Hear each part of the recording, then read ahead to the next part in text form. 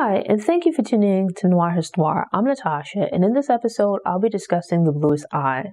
Published in 1970, The Bluest Eye was Toni Morrison's debut novel and earned her a Nobel Prize.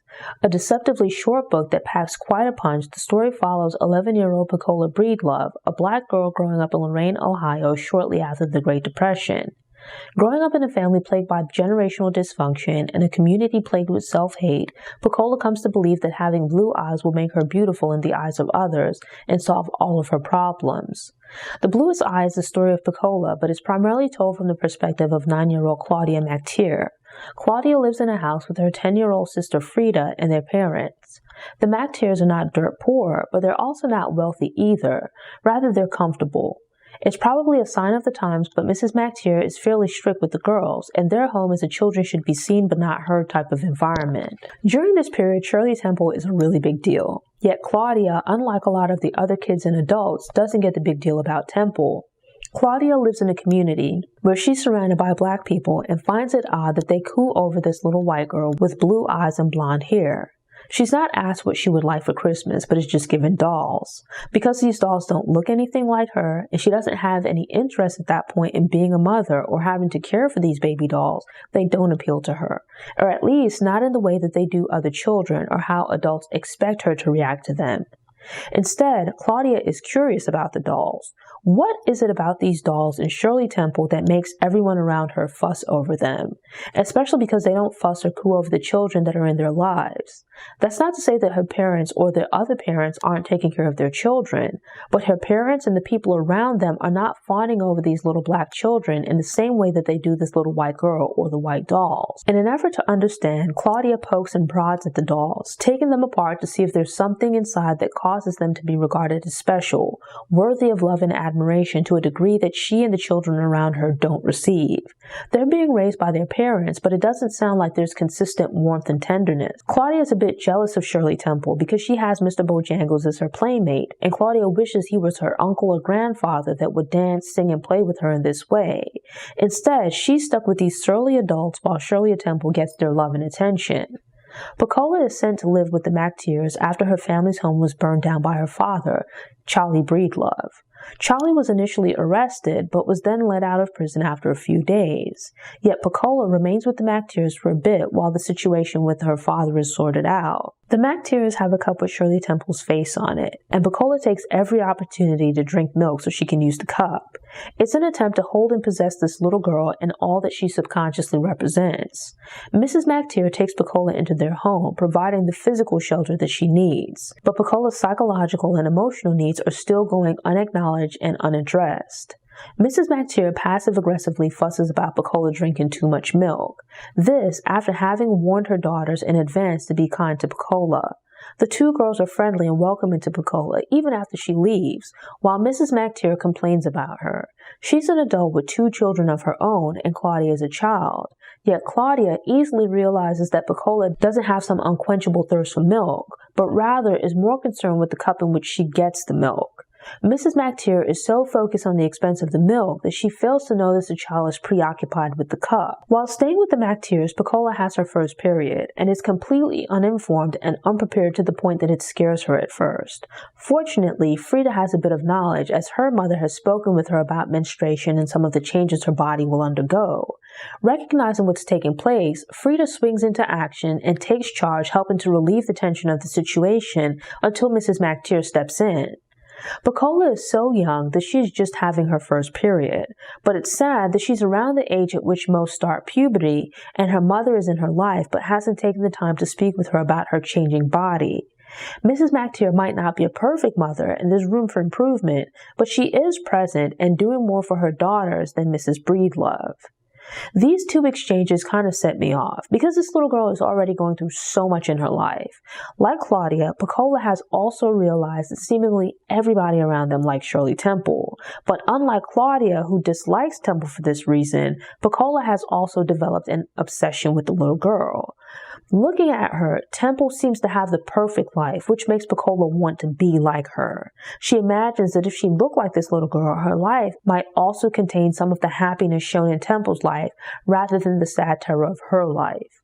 From those two moments, I realized I would have to steel myself, as I have a soft spot for kids, and this was going to be like one of those kinds of books. From there, we then get some insight into Picola's home life, where there is just a bunch of dysfunction taking place. Her mother and father are Pauline, aka Polly, an ill-tempered woman, and Charlie, an alcoholic who teeters between indifference and anger. They have a very volatile relationship where Charlie regularly gets drunk and then comes home, at which point either he or Polly starts an argument. It consistently escalates from a verbal disagreement to them becoming physically violent with each other. Picola also has an older brother, Sam, aka Sammy, but he's often absent because he runs away as a means of escaping his parents' drama. As a kid, there might have been disagreements, but there was no yelling, cursing, or physical fights in my house. But I had and have family members like this who would curse and physically fight with their romantic partners. Just witnessing that kind of drama while visiting these family members was terrifying. I could only imagine being a kid living in such a household, day in and day out, where fights would just randomly happen. Picola and Sammy are growing up in this household where their parents are just constantly arguing and fighting. But then, in the next minute, they're being lovey-dovey and romantic, or at least physically intimate. These two flawed and extremely problematic people in a relationship living under the same roof is just a recipe for disaster. It's incredibly unstable. Early on, you get some insight into the other three people in Picola's family. Charlie has had hurts and disappointments that have wounded his pride. Some of it was based on his race, and some a matter of the unfortunate circumstances of his birth and who his parents were. Having grown up in the South and endured racism has caused him to internalize a sense of shame. And now, as an adult, he's become hardened by those experiences, which affects how he moves through life. The Breedloves are renters and a bit poorer than the other families in the area. So not only do you have these issues caused by race, but also the stresses caused by differences in income and poverty beating them down in life. But the Breedloves view this as not just a matter of the injustices of society having made them financially poor. There's a sense, which kind of comes from the parents, and they have passed on to the kids, that there's something inherently wrong with them. It's not just them being poor, but a failing or flaw within them as individuals and a family that Morrison describes as a self-perceived ugliness. But it's really just a factor of them internalizing these negative feelings about the lives that they live. They've adopted feelings of low self-worth and low self-esteem and have bought into the negative ideas that are promoted about them, like as a people. They have internalized the things that society tells them about themselves, which affects how they feel about themselves and thus how they move through the world. The Breedloves' apartment isn't in the rougher part of town and is quite run down. Much is made about the Breedloves being renters, and unlike the other residents of town, seemingly having no drive to eventually own a place. Even when people are poor or renting, most would try to fix the place up a bit or have some piece of furniture or knick-knack in which they take pride. But the Breedloves haven't taken any steps to try to fix the things within the home that are broken or to decorate and make it feel like a home. Picola tries to close her eyes to the dysfunction of her parents and the home they've created. Meanwhile, Sammy, at just 14 years old, has already run away 20 to 30 times, sometimes staying away for several months. Yet Sammy is also starting to follow in his father's footsteps. I don't remember where I first heard it, but bullies operate by looking for victims, not fights. Like his father, Sammy responds to feeling bullied by life by taking out his anger and frustration on those who are weaker or more vulnerable. Growing up without love and unloved at home, Picola is also shunned by the kids in school and the neighborhood adults. During a conversation with Claudia and Frida, Picola asks, "How do you get someone to love you?" Imagine that as a little 11-year-old girl, you have a mother and father in your life, but you don't feel loved by them. And then believe there's something you have to do, but don't understand how to get love. Just think of how sad that is and what it says about the life that Picola has had up to that point. At one point, she goes to the store to buy some candy, and the white store owner is willing to take her money, but blatantly shows scorn for her. Picola realizes that the reason he scorns her is because of her blackness. She thinks about the other people in her life who are also black but scorn her just the same. She buys candy with what sounds like either a white child or woman on the package, and the person seems so happy. It reminds Picola of the Shirley Temple cup that she drank out of at Claudia's house. She's moving through life and can sense the scorn and disdain that people have for her. Picola is not a bad kid, but she knows that people treat her and look at her differently than they do other kids. She's hungry for love and acceptance. Pecola would like some of that love that the white females on television receive and the happiness they portray on candy packages. She idolizes and worships them, wishing that she had some of these things. Despite her youth, Pecola is aware enough to realize that despite being surrounded by people who are black like her, some of the lack of love she receives is still due in part to her being black. There's a vein of self-hate that runs through most of the characters in the book. Pecola realizes that her life is different from these other people. She looks at these people on TV and in movies and notices that these young girls are white and living wonderful lives. But she also looks at the black kids around her, and to a degree they're also living better lives. Her plight is not just a matter of race, but also income level. She views herself through the eyes of these people looking at her, so she regards the ostracism and difficulty she experiences as a result of something that's wrong with her. Pecola feels as though she's not receiving love in her current state because there's something wrong with her. Instead of looking out into the world and recognizing the problem as these people, adults included, being terribly mean to an innocent child, she instead internalizes their negativity and regards herself as needing to change rather than these people and their bad attitudes being the problem. Pecola is an incredibly unhappy child. The only people that accept her are 3 prostitutes who live above her family's apartment. Not to pass judgment, but at the age of 11, just based on their conversations alone, these aren't the people that a child should be hanging around. It's ironic that Polly is described as being a church lady, yet she has no time or interest in Pecola. But you have these unapologetic prostitutes who take an interest in Pecola and seem to enjoy her visits. They give her little nicknames and treat her fairly nicely. This kid is obviously down on her luck. What would it take out of the other adults to be nice to her or to encourage their kids to be nice to her? Instead, the adults gossip and whisper about Pecola and her family. And most likely overhearing these adult conversations, the kids then gossip and whisper amongst themselves. There's a bit of self-hatred within the neighborhood kids, as when making fun of Pecola, they taunt her about her skin color and her family being poor. Yet some of the very things for which they make fun of her applies to them as well. They might be different complexions, but they're all black. And their families aren't wealthy or perfectly put together either. They all have their own insecurities, and some of the insults they choose to use against Pecola speaks of the way that they view themselves. It's like the idea that when you point one finger at other people, 4 are pointing back at you. A new girl named Maureen, who has a light complexion and comes from a middle-income family, begins attending their school, and Claudia is immediately jealous of her. One day after school, some boys are bullying Pecola. Claudia and Frida come to her defense, at which point Maureen also steps forward to comfort Pecola. The boys are in awe of Maureen and back off, not wanting to show her their worst sides. At first, it seems like Maureen is a nice little kid, as she went out of her way to befriend Pecola and buy her ice cream. But then, she began asking Pecola prying questions about her family, which obviously made Pecola uncomfortable. Yet Maureen kept pushing the point, which led to Claudia and Frida getting involved and them having an argument. Maureen reveals her true nature, which is that she perceives herself as being better than the other 3 girls because of her light skin and family's money. She was only sucking up to Pecola out of curiosity rather than truly wanting to be her friend. During the argument, as an insult, she tells the other girls that they're black and ugly. Claudia and Frida argue back, but the comment touches something within them. The insult hurts their feelings because in the back of their mind, they're aware of how the little boys and adults interact with Maureen versus how they interact with them. There are multiple examples and many layers of the different ways in which people exhibit self-hatred. Maureen points out that Pecola shares the same name of a character from Imitation of Life. In the 1934 version of the film, Piola is a biracial girl struggling with her identity. I've only seen the 1959 remake, and the actress in that role was terrible. The movie comes up as the girls are walking past a movie theater where there's a poster of Betty Grable and maybe Hedy Lamarr on display. In addition to the black films that I review, as a movie buff, I also watch a wide variety of genre films. Especially during and right after I graduated from college, I was super into movies from the 30s and 40s. Some of those people were terrible actors. Until I read the scene in The Bluest Eye, it hadn't clicked for me that you probably didn't start regularly seeing black people in movies until maybe the 1960s.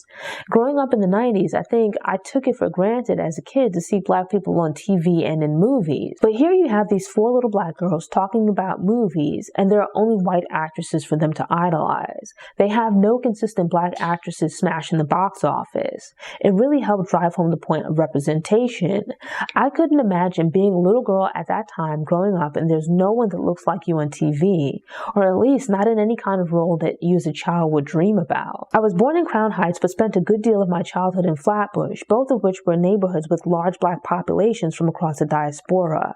I have no real reference point as to what it might have been like to grow up in a community where you just have negative portrayals of people that look like yourself, where you look at TV and movies and nobody looks like you. Growing up in the 90s, there were actresses like Angela Bassett, Halle Berry, Nia Long, etc., but also a variety of black female entertainers like Whitney Houston, Anita Baker, Janet Jackson, TLC, SWV, etc.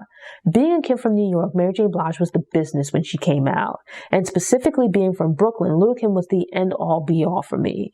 With BET, I could consistently see images of all these black women of varying ages, complexions, etc. on my TV. As a little girl, you might discuss beautiful celebrities who you imagine yourself being while playing, and these girls have no celebrities that they can reference who look like them. Imagine being a little girl growing up at this time when you can't even find dolls that look like you or have your skin color. I don't think I was into dolls as a kid, but the few that my mom did buy were black. Yet everything these girls see and are given to play with reflects whiteness. It's this constant thing of everything and everyone you see in society that is put forth as being beautiful is white. None of this stuff reflects your image. Just imagine the message that it sends to little black boys and girls. Even within this black community, there's negativity and hostility towards your blackness. There's a constant reinforcement of white supremacy and thus black inferiority. If this is the definition of good and I am none of that, then what does that say about me as a person? Claudia and Frida are just a few years apart in age, but Frida is closer to being a teenager, so she knows a bit more. Yet they're still little girls and their parents obviously haven't explained everything to them. Some of their exchanges and the questions they ask are funny and sweet because of their naivete. Pecola and Claudia are growing up within the same society, but thus far they've been affected differently. I'm not calling the character a dog, but rather using an analogy. Pecola is like a stray dog that's used to being kicked and uncared for. She's passive and at no point attempts to stand up for herself, choosing instead to tuck her tail between her legs. Conversely, you have Claudia, who has her own insecurities and weaknesses, but has some degree of confidence as a result of positive socializing and parents who take care of her. Pecola has been mentally and emotionally beaten down by kids and adults from the neighborhood, but also her own parents, the very people that should love and protect her even if nobody else does. There's a startling situation that becomes a bit comedic and results in Claudia and Frida going in search of Pecola and finding her at Mrs. Breedlove's job. Mrs. Breedlove works as a domestic, cooking and cleaning at the home of a white family. While there, Pecola accidentally knocks over a cobbler and it splatters, causing a mess and burning her. This house is kept spotless by Mrs. Breedlove, while her own home is kept a mess. A hot pie that contains molten sugar and a thickened liquid splashing on you would be painful, thus Pecola screams. I would think most parents, regardless of maybe being annoyed at the mess, would check to ensure that their child is okay. You would help them get cleaned up, bandage any injuries, and provide them with some comfort. Instead, Mrs. Breedlove yells at Pecola and ignores that she might have been injured. The little girl who lives in the home is shaken by the noise of the crash and surprised to find other people in the house. Mrs. Breedlove quickly hugs and comforts her while ignoring Pecola's discomfort. She yells and tells all 3 of the girls to get out. Imagine how that would make a child feel. This other little girl lives in a very nice house that is kept meticulously clean, and she not only has her parents doting on her and seeing to her every need, but she also has your mother. When the world is beating down on you and it feels like you have nowhere else to turn, the one person with which you should be able to seek solace is your mother. To add insult to injury, Pecola and Sammy have to call their mother Mrs. Breedlove, while this little girl calls her Polly. Not even Miss Pauline or Miss Polly, just plain old Polly. At that point, I was just over it. Ready to fight Mrs. Breedlove and just adopt Pecola. But from there, we get a bit of insight into Pauline and her background. She'd grown up relatively comfortably, but only attended a few years of school. Pauline sustained an injury to her foot that most people ignored, but when she met Charlie as a young woman, he paid special attention and consideration to it. She had built up dreams in her mind about meeting a man from somewhere else who would lead her to a better life. When Charlie came walking into town and began showing an interest in her, she assumed he was the one from her dreams. They eventually got married and left her hometown, moving to Lorain, Ohio. Pauline came from the South, and while there was racism, she had little contact with white people. Living in this new town brought her into closer proximity to white people, and the black people were snobby. Knowing no one and finding it difficult to make friends, she became lonely, and this was made worse by Charlie hanging out and drinking, which left her alone at home all the time. They were happy at first, but their relationship began to disintegrate. Her spark for life was reignited with her first child, Sammy, and she was excited about the second child, wanting to do everything right in preparation for the birth. The birthing experience at a hospital would prove negative as the doctor dehumanized her. While she got the child that she'd hoped for, she had mixed feelings as she immediately viewed the baby, Piccola, as being ugly. Pauline had been decent looking and took pride in her appearance, but felt she lost her looks when her front tooth came out while eating candy. The missing tooth changed her smile and negatively affected the way that she felt about herself. Instead of being compassionate, Charlie made things worse by poking fun at her appearance. Coupled with her other disappointments in life, Pauline lost her self-esteem, which caused her to now view herself as being ugly. And with that, it changed her personality and the way that she moved through the world. She started out really loving the kids, but over time became a far harsher person with them. It wasn't her intention, and she felt bad about it, but couldn't or at least wouldn't do anything to change the way that she dealt with them. Pauline was angry and frustrated with her own life and with the way that things had worked out, and feeling a loss of control over her life affected everything else. That inner negativity, coupled with her deteriorating marriage, meant things would just get worse and worse. By the end of Pauline's story, I was emotionally confused because although she'd been mean to Piccola, I now felt bad for her as well. And it just gets more complex from there as you learn about Charlie. Given that early in the book, we learned that Piccola is staying with the McTeers because Charlie burnt the house down, I just knew he was going to be a bit off. It turns out that his mother had mental health issues and abandoned him on a trash heap when he was just a few days old. Fortunately, he was found and taken in by his great-aunt Jimmy, as her father had abandoned his mother before he was born. Usually it's sad when parents abandon their kids, but in this case it was probably the best thing for Aunt Jimmy to raise him rather than his parents, as she was able to offer him love and stability. Unfortunately, she passed away when Charlie was still quite young and had been the only parental figure that he knew. At this point, he's still quite innocent, and his first sexual contact of any kind with a female takes place during the time of the funeral. While interacting with the young woman, a group of white men came across them and began shaming Charlie. He's embarrassed, but they force him to continue. Because they're in a position of power, he can't direct his anger at them. Instead, he turns that anger and hatred towards the young woman, despite her being just as powerless in the situation. It's a defense mechanism that he'll carry with him throughout his life. When he feels small and beaten down by the world, Charlie takes it out on people that are weaker than him. This is how bullies function, but also how people with low self-esteem function as well. Such people go through life looking for victims, not for fights. They don't go after people that they think would be able to hold their own against them. Instead, they go after people they deem as being weaker. They choose vulnerable topics to lash out against, believing that they won't fight back, or that if they do fight back, they won't be a challenge. It's something that he passes on to Sammy. Aunt Jimmy served as Charlie's anchor, but there were seemingly decent family members willing to take him in. But with Aunt Jimmy gone, and him now needlessly fearing that he might become a father, Charlie decided to run away and find his own father. Having never met and knowing nothing but his father's name, Charlie thought he understood how his father might have felt upon learning of his mother's pregnancy. He spends quite a bit of time working and bumping his way along on his journey to get to his father's current town. The time allowed him to really build up this expectation of what the moment would be like when he finally met his father. But the reality of the moment was completely unexpected and devastating. The moment was crushing, and as with Pauline, changed him as a person. With some time and distance, he realizes what an important figure Aunt Jimmy had been in his life, and that she was his connection to humanity. With her gone, it hit him that he didn't have a mother, and doesn't have a father. All he ever had was Aunt Jimmy, a woman who realized he needed someone as his mother and raised him like her own child. Now he had nobody. He spent years just bumming around, and he didn't have ties to anyone or any place until he met Pauline. She became a grounding force in his life, but once he settled down and they began having children, he began to feel restless.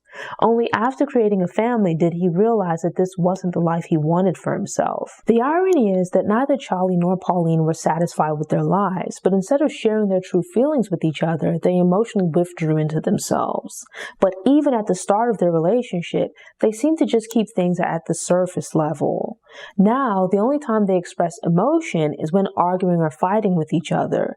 Even their lovemaking is lackluster and devoid of feeling. One would assume that having lacked a mother and father, but having the example of Aunt Jimmy, Charlie, like some people, would feel a burning desire to be a better parent to his own children. Instead, he finds it difficult to connect with them.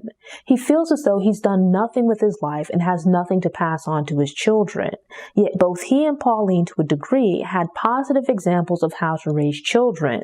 But because they can't be incredible parents, they choose to not do much of any parenting at all. This awkward disconnect between them and their children leads to some very unfortunate circumstances, one of which is Charlie's incestuous rape of Pecola. It's disheartening and extremely uncomfortable to read about this man attacking his daughter. But as I've learned from true crime and behavioral psychology books, rape is not a crime of passion, but rather about control. Charlie feels out of control because things are not going his way in life. Assaulting and raping this little girl is a way of exerting his power because he feels powerless elsewhere. People often hate the things within others that remind them of things they hate within themselves. Charlie suffers difficulties in his early life and grows up to be a bully. He seeks out people weaker than himself to attack. Who in this story is any weaker or more vulnerable than Pecola? She's shunned by the town and even the members of her own family. Excluding maybe Claudia and Frida, who are also powerless, there's no one looking out for this little girl. Charlie is conflicted within himself. He both loves and hates himself, and also loves and hates his daughter. There's a crazy mix of feelings within him where one side of him, as her father, has some degree of love for Pecola, but then there's another side of him that holds contempt for her because he can't see what she loves about him. And so with that, there's what's described in the book as being tenderness, but violence at the same time. It's an incredibly warped idea of love within a person that's very damaged and dysfunctional. Consider people who are in relationships with partners that they claim to love, but constantly do things to hurt and push them away. We see this in Charlie's relationship with Pauline, where they're trying to kill each other one minute and then concerned in the next minute. Those dysfunctional and conflicted feelings, combined with Charlie's sense of worthlessness, paved the way for this incredibly inappropriate and violent act towards Pecola. Pecola is the main character in the story, as pretty much everything in the book revolves around her. But she's so passive that the story isn't even told from her perspective.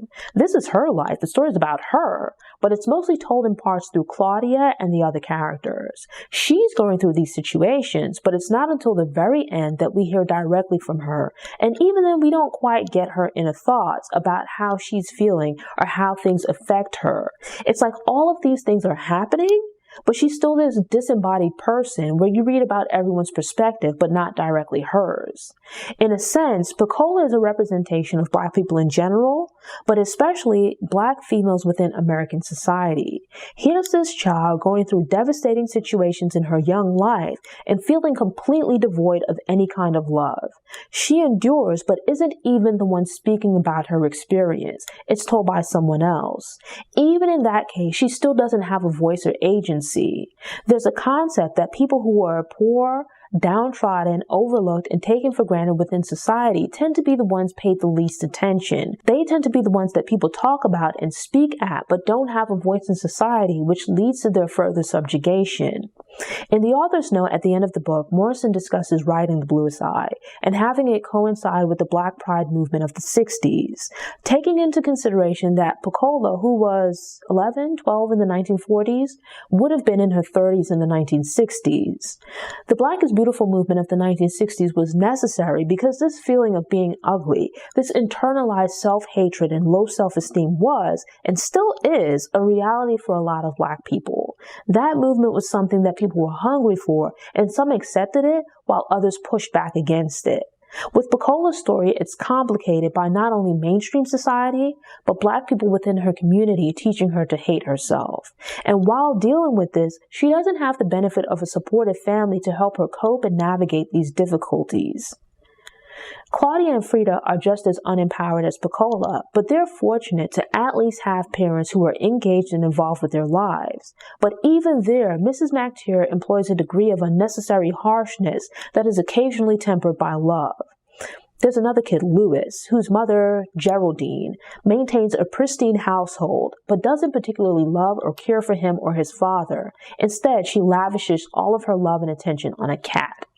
Many of the parents mostly ignore their kids or utilize a very strict authoritarian method of parenting. They're raising these children in the sense of keeping them sheltered and fed, but not necessarily filling them with the love that they need. There's a certain dismissiveness where they push aside and don't listen to or speak with their kids. Their feelings, thoughts, and insecurities are important and need to be addressed to ensure that they grow up to be well-adjusted adults. We see what happens when that doesn't happen. Claudia, Frida, and the other kids might not have the same degree of dysfunction within their households as that of Picola's family, but they still have to live in the world and will have ideas of worthlessness and inferiority being pushed upon them because of their Blackness. They need love and nurturing care to build up their self-esteem and self-identity as they exist in the world that's going to push white supremacy on them. Up to this point, Claudia has the inner strength to reject these images and ideas that attempt to tell her that they are beautiful and she is not. But part of that is because Claudia is still quite young.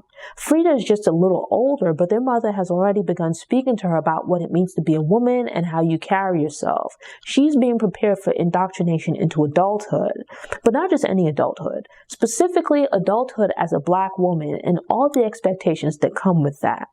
Mrs. McTeer means well by guiding Frida, but Picola can't really turn to her mom for guidance. Pauline has no time for Picola, as she's living this fantasy life at her job, taking care of this little white girl who lives in a big, beautiful house. Unlike her father, Picola never even had an Aunt Jimmy to step in and care for her for at least part of her childhood.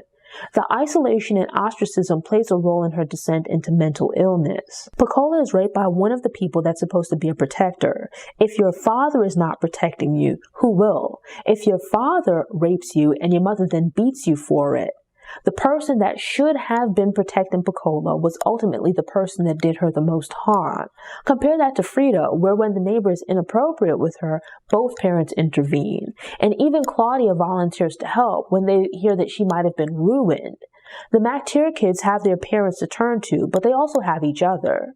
When I was in high school, I read every Toni Morrison book that the school library had. It was mostly just so I would have something to read on my long commute.